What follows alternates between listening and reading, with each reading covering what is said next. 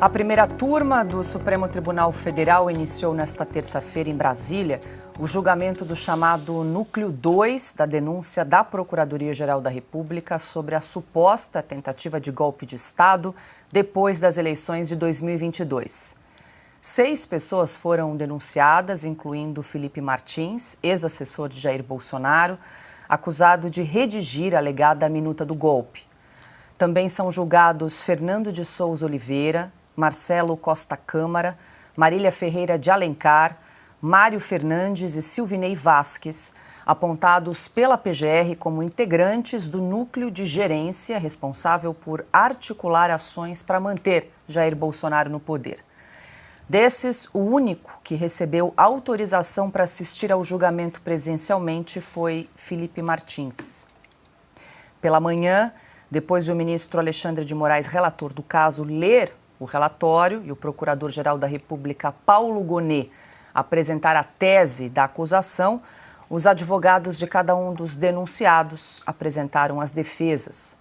Todos reclamaram da falta de acesso à integralidade das provas utilizadas pela Procuradoria-Geral da República e pela Polícia Federal na elaboração tanto da denúncia quanto do inquérito. Adalberto Piotto, muito boa noite, seja bem-vindo. A gente abre o programa de hoje falando desse julgamento em votação unânime, hein? A primeira turma, composta aí por 5 ministros do Supremo, recebeu essa denúncia que foi apresentada aí pelo Paulo Gonet, da PGR, contra Felipe Martins e outros 5 denunciados aí por participação na suposta trama golpista. O julgamento começou hoje, pela manhã, começou com a leitura do relatório pelo ministro relator, Alexandre de Moraes, depois os advogados fizeram as suas sustentações orais. Nós vamos trazer aqui alguns trechos de alguns advogados que representaram os agora réus para a gente comentar, Piotto, mas nesse primeiro momento eu queria focar nas preliminares que foram apresentadas pelos advogados dos agora réus e que foram todas afastadas pelos ministros do Supremo. Entre elas, citar algumas aqui.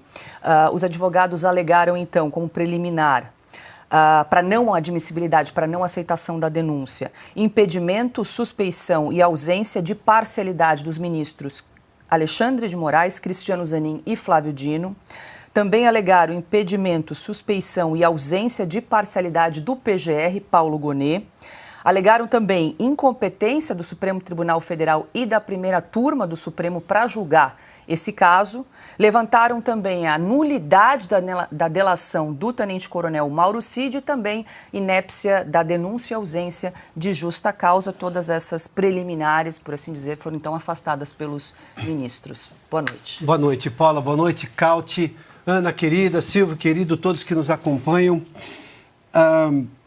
Eu nunca fui ao Olimpo, de verdade, até porque na mitologia grega eu nem sei qual seria o caminho, mas eu imagino que no Olimpo, porque lá residem os deuses, nada será admitido de mortais. Os mortais não têm a competência dos deuses.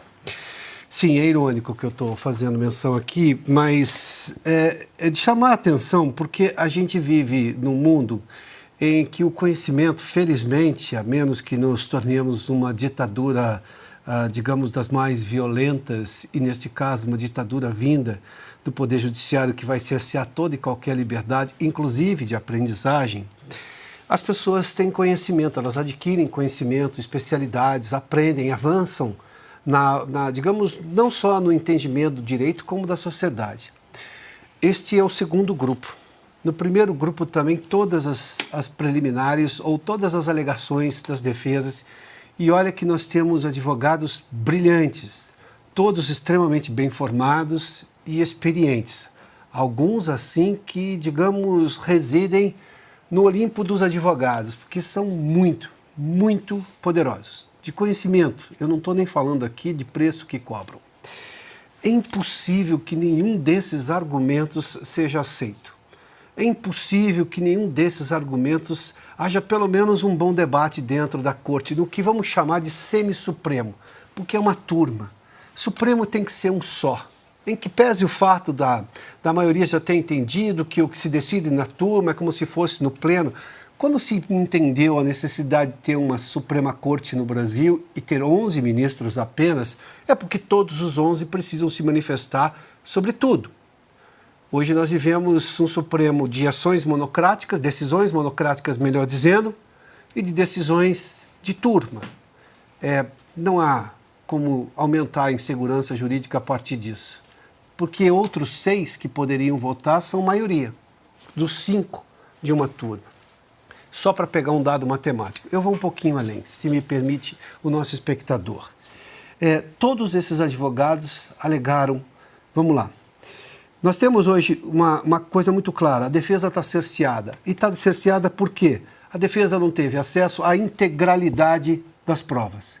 Isso, para mim, é simplesmente cabal. Não dá para ir além num processo em que a defesa, que obviamente tem o direito e o dever de apresentar ali, obviamente, as alegações para inocentar o seu cliente ou até impedir que um processo vá adiante, como é o caso de hoje, por exemplo, que é só a aceitação da denúncia, que nenhuma dessas defesas tenha tido acesso à integralidade das provas, que sim, a acusação teve, pode escolher com tempo, olha, volta, faz ali, talvez tenham colocado até da inteligência artificial para saber que prova poderia ser melhor, enfim, a defesa não teve isso.